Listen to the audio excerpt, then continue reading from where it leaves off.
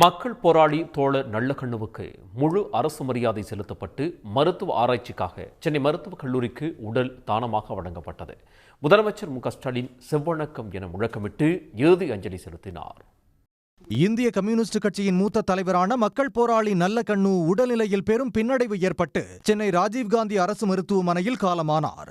இதையடுத்து தியாகராய நகரில் உள்ள இந்திய கம்யூனிஸ்ட் கட்சி அலுவலகமான பாலன் இல்லத்தில் வைக்கப்பட்ட அவரது உடலுக்கு முதலமைச்சர் மு.க.ஸ்டாலின், அரசியல் தலைவர்கள், திரையுலக பிரபலங்கள், பொதுமக்கள் திரண்டு அஞ்சலி செலுத்தினர். தொடர்ந்து இரண்டாவது நாளிலும் பாலன் இல்லத்திற்கு சென்ற முதலமைச்சர் மு.க.ஸ்டாலின் மலர் வளையம் வைத்து வீர வணக்கம், செவ்வணக்கம் என முழக்கமிட்டு இறுதி அஞ்சலி செலுத்தினார்.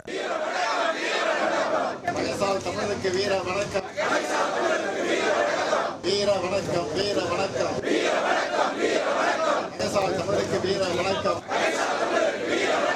வீர வணக்கம், வீர வணக்கம்,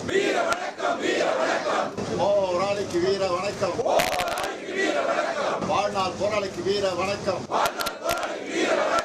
செவ்வணக்கம், செவ்வணக்கம்.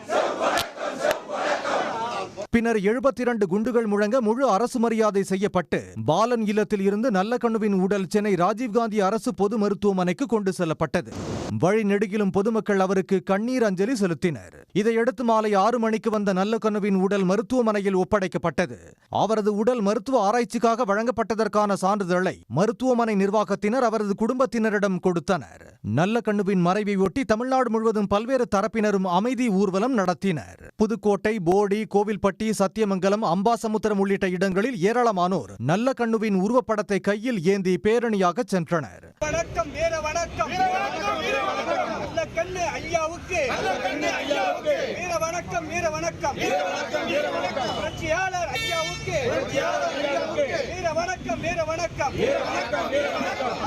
புரட்சியாளர் ஐயாவுக்கு வீர வணக்கம், வீர வணக்கம். திண்டுக்கல், ஹொசூர், மதுரை, மேலூர் உள்ளிட்ட இடங்களில் அவரது படத்தில் மலர் தூவி பல்வேறு கட்சியினரும் மரியாதை செய்தனர். எளிமையின் இலக்கணமாக திகழ்ந்த இந்திய கம்யூனிஸ்ட் கட்சியின் மூத்த தலைவர் நல்லகண்ணு தான் கொண்ட கொள்கையில் இறுதி வரை உறுதியாக இருந்தார் என்றும் சமரசமற்ற போராளி என்றும் ஊர்வலத்தில் பங்கேற்ற மக்கள் புகழாரம் சூட்டியுள்ளனர். உடனுக்குடன் செய்திகளை தெரிந்து கொள்ள சன் நியூஸ் பெல் ஐகானை கிளிக் பண்ணுங்க.